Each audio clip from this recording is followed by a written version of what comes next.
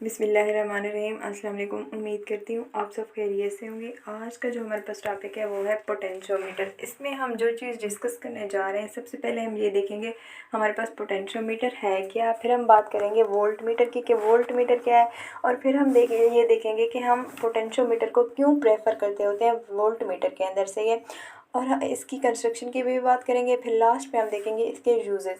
तो आइए चलते हैं अपने टॉपिक की तरफ। सबसे पहले देख लेते हैं हमारे पास पोटेंशियोमीटर है क्या। पोटेंशियोमीटर बेसिकली हमारे पास एक इंस्ट्रूमेंट होता है जिसको हम पोटेंशियल डिफरेंस मेजर करने के लिए इस्तेमाल करते होते हैं दो पॉइंट्स के दरमियान। ठीक है, मिसाल के तौर पर हमारे पास ना दो पॉइंट्स हैं ए और बी, उनके दरमियान अगर हम पोटेंशियल डिफरेंस मेजर करना चाहें तो हम क्या करते होते हैं, हम पोटेंशियोमीटर को इस्तेमाल करते होते हैं। जब हम पोटेंशियोमीटर को इस्तेमाल करते होते हैं, इस केस में होता क्या है, इस केस में जो सर्किट है उससे कि जो करंट फ्लो कर रहा होता है वो ड्रा नहीं होता without drawing any current from the circuit. ठीक है, तो ये हमारे पास क्या होगा, पोटेंशियोमीटर होगा। इसकी डिफिनेशन देख लेते हैं। वो कहते हैं the instrument which is use to measure the potential difference between two points without drawing any current from circuit is called potentiometer. फिर हमारे पास वो बात करते हैं वोल्ट मीटर की। ठीक है, वोल्ट मीटर क्या है। वोल्ट मीटर भी बेसिकली हमारे पास एक इंस्ट्रूमेंट होता है जिसको हम पोटेंशियल डिफरेंस मेजर करने के लिए इस्तेमाल करते होते हैं। ऐसे ही वो कहते हैं the instrument which is use to measure potential difference is called voltmeter. In order to measure potential difference, मतलब कि अगर पोटेंशियल डिफरेंस जो है उसको मेजर किया जा रहा है तो क्या होगा, it is connected between two points, दो पॉइंट्स के दरमियान हम इसको कनेक्ट करेंगे, एक इसको बोला वोल्ट मीटर को, of the circuit in series, और सीरीज़ के अंदर से है। फिर वो कहते हैं an ideal volt meter has infinite resistance, यानी कि जो हमारे पास आइडियल वोल्ट मीटर होगा उसकी जो रेजिस्टेंस होगी वो बहुत ज़्यादा हाई होगी, हमारे पास इन्फिनाइट होगी। नेक्स्ट हम देख लेते हैं कि हम बाज़ औक़ात पोटेंशियोमीटर को क्यों प्रेफर करते होते हैं वोल्ट मीटर के अंदर। हमारे पास जो वोल्ट मीटर होता है ना उसकी रेजिस्टेंस जो है ना बहुत ज़्यादा हाई होती है। ठीक है, किसकी निस्बत, जो हमारे पास सर्किट होता है उसकी रेजिस्टेंस की निस्बत। और फिर हमारे पास जो यहाँ पे करंट फ्लो करता है, ठीक है, इस सर्किट के दरमियान फ्लो कर रहा होता है, वो जो करंट होता है चेंज हो जाता है। ज़ाहिर सी बात है, यहाँ पे रेजिस्टेंस ज़्यादा है तो जो करंट होगा वो चेंज होगा, वो कम हो जाएगा पहले के निस्बत। ठीक है, क्योंकि रेजिस्टेंस का सामना करना पड़ रहा है ना उसको। And the potential difference to be measure, फिर क्या होगा, पोटेंशियल डिफरेंस को मेजर किया जाएगा। ठीक है, वो कहते हैं a voltmeter can read the correct potential difference only when it does not draw any current from the circuit. जो हमारे पास वोल्ट मीटर होता है ये उस केस में हमें पोटेंशियल डिफरेंस करेक्ट मेजर करके देता है जब हमारे पास जो सर्किट है उसमें से करंट जो है ना ड्रा नहीं हो रहा हो। ठीक है, जिससे वो कनेक्टेड है। लेकिन हमने बात की है जो हमारे पास वोल्ट मीटर है उसकी रेजिस्टेंस तो बहुत ज़्यादा है, इन्फिनाइट है। ज़ाहिर सी बात है, जहाँ पे रेजिस्टेंस ज़्यादा होगी वहाँ पे करंट कम होगा हमारे पास। लेकिन इस केस में अब करंट जो है वो तो ड्रा हो रहा है वोल्ट मीटर के केस में, लेकिन वोल्ट मीटर की रेजिस्टेंस जो ज़्यादा है। लेकिन हमने कहा है कि उस टाइम करेक्ट पोटेंशियल डिफरेंस देता है जब करंट ड्रा नहीं हो रहा होगा। इसका मतलब है ये करेक्ट पोटेंशियल डिफरेंस हमें नहीं देगा, क्योंकि इस केस में करंट जो है ना वो ड्रा कर रहा होगा। किस वजह से, क्योंकि हमारे पास जो रेजिस्टेंस है वो बहुत ज़्यादा है। नेक्स्ट वो बात करते हैं on the other hand a potentiometer is very simple instrument which can measure and compare the potential difference accurately without drawing any current from the circuit. अब हमारे पास ये जो पोटेंशियोमीटर है ये बहुत सिंपल इंस्ट्रूमेंट है, इसको हम इस्तेमाल करते होते हैं और कंपेयर भी करते होते हैं। किस चीज़ के लिए, पोटेंशियल डिफरेंस को अगर कंपेयर करना हो तब हम इसको इस्तेमाल करते हैं, अगर मेजर करना हो तब भी हम इसको इस्तेमाल कर सकते हैं। और बिल्कुल ये एक्यूरेटली देता है। क्यों एक्यूरेटली देता है, क्योंकि इसमें ना हमारे पास जो करंट होता है वो सर्किट से ड्रा नहीं हो रहा होता without drawing any current from the circuit. ठीक है, तो इसलिए हम क्या करते होते हैं, पोटेंशियोमीटर को प्रेफर करते हैं, क्योंकि यहाँ पे करंट ड्रा नहीं हो रहा होता और हमें जो पोटेंशियल डिफरेंस है वो एक्यूरेटली देता है। लेकिन जो वोल्ट मीटर है वो एक्यूरेटली तब ही देता है जब करंट जो है ना वो ड्रा ना हो रहा हो। ठीक है, लेकिन उस केस में करंट ड्रा हो रहा होता है, किस वजह से, रेजिस्टेंस की वजह से। नेक्स्ट हम चलते हैं, नेक्स्ट इसकी कंस्ट्रक्शन की बात करते हैं कि इसकी कंस्ट्रक्शन किस तरीके से होती है। Potentiometer consist of wire having resistance between its two terminal A and B. हमारे पास क्या है, दो टर्मिनल हैं ए और बी। ठीक है, ये देखिए यहाँ पे दो टर्मिनल है ए और ये बी है, उनके दरमियान में क्या है, हमारे पास ये एक वायर है और उसमें ना रेजिस्टेंस है, ये रेजिस्टेंस है आर। ठीक है, इसको आर से रिप्रेजेंट किया हुआ है। फिर वो कहते हैं एंड आ स्लाइडिंग टर्मिनल सी। अब यहाँ पे एक स्लाइडिंग टर्मिनल है, यहाँ पे नज़र आ रहा होगा, ये सी जो है ये स्लाइडिंग टर्मिनल को रिप्रेजेंट कर रहा है, ठीक है। Which can slide over the wire. अब इस वजह से क्या होगा, जो हमारे पास वायर है उसके ऊपर जो स्लाइड है कर सकेगा, क्योंकि वो स्लाइडिंग टर्मिनल है, जो सी है तो वो स्लाइड कर सकता है वायर के ऊपर, ठीक है। The resistance small R between A and C. अब जो बस ए और सी है, यानी कि स्लाइडिंग टर्मिनल और जो हमारे पास टर्मिनल था ए, उनके दरमियान रेजिस्टेंस है जिसको आर स्मॉल से रिप्रेजेंट किया हुआ है। Which can be change from 0 to R, जिसको हम चेंज कर सकते हैं क्योंकि वो स्लाइड कर सकता है, मूवेबल है, ठीक है। जो स्लाइडिंग टर्मिनल सी है वो चेंज हो सकता है 0 से लेकर आर तक by moving sliding contact from A to B. अगर हम उसको ए से बी तक क्या करें, स्लाइड करें, क्योंकि वो स्लाइड कर सकता होता है, मूव कर सकता होता है, जो हमारे पास सी टर्मिनल है।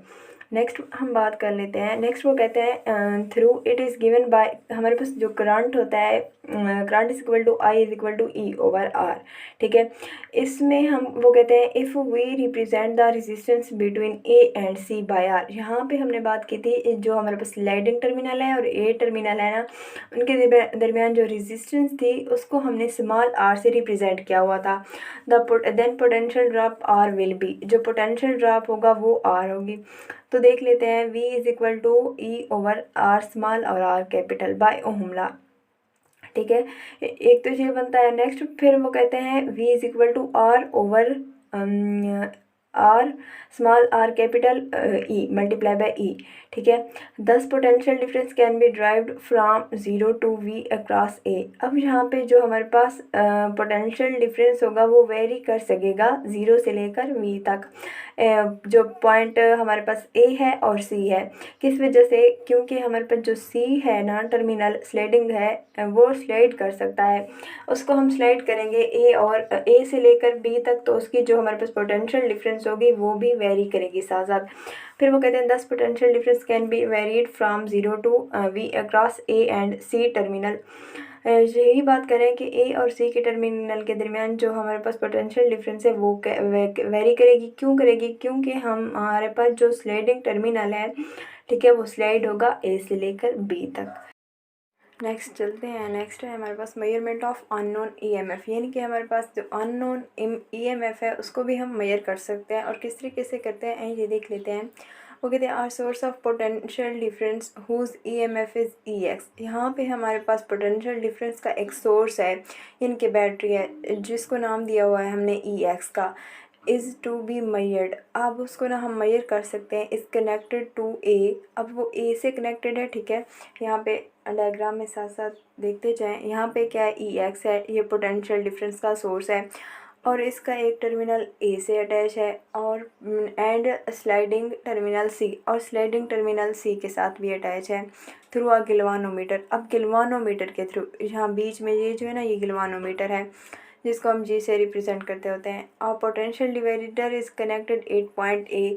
अब पॉइंट ए पे ना हमारे पास क्या है, एक पोटेंशियल डिवाइडर कनेक्टेड है। आफ्टर एडजस्टिंग द सर्किट, जब हम हमारे पास जो सर्किट है उसको हम एडजस्ट कर लेते हैं, जो हमारे पास स्लाइडिंग कंटैक्ट है उसको भी इस तरीके से हम एडजस्ट करते हैं कि हमारे पास जो गिलवानोमीटर है उसमें कोई भी डिफ्लेक्शन शो ना हो, ठीक है। इसका क्या मतलब है कि गिलवानोमीटर जो है ना वो डिफ्लेक्शन शो ना करे, इसका मतलब है कि इसमें से ना गिलवानोमीटर से करंट फ्लो ना करे, ठीक है।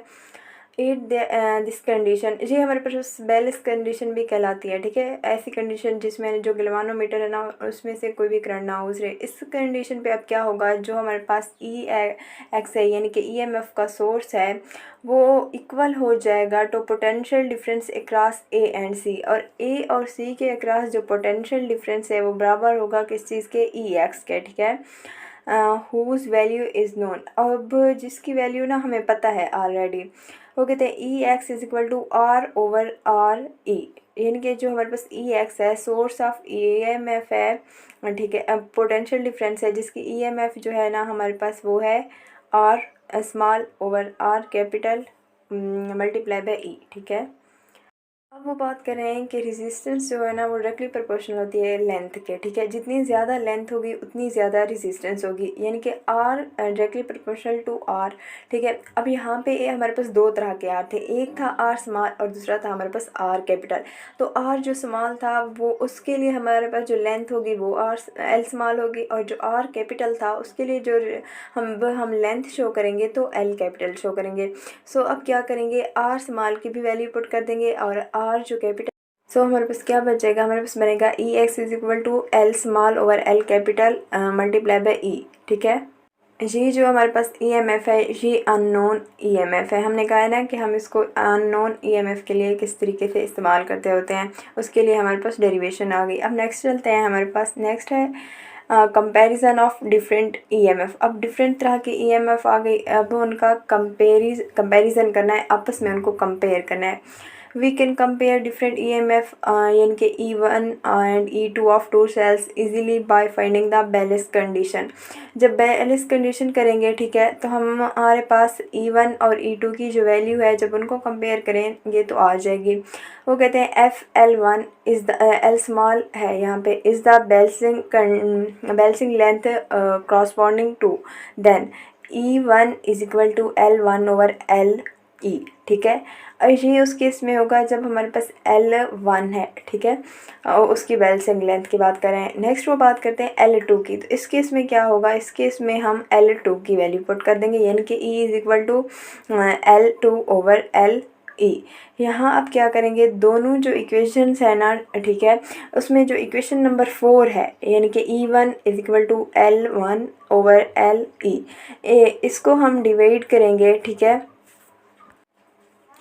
E1 ओवर E2 करेंगे, ठीक है। तो E1 ओवर E2, अब E1 की जो वैल्यू है वो भी पुट कर देंगे और E2 की वैल्यू भी पुट कर देंगे, तो E आपस में हमारे पास कैंसिल हो जाएंगे, ठीक है, और जो हमारे पास L है वो भी कैंसिल हो जाएंगे, तो क्या बचेगा, L1 और L2 हमारे पास बच जाएगा, ठीक है। ये हमारे पास हमने जब कंपेरिजन किया EMF का तो उसकी वैल्यू आ गई। वो कहते हैं this equation shows that the ratio of two EMF is equal to the ratio of their balancing length.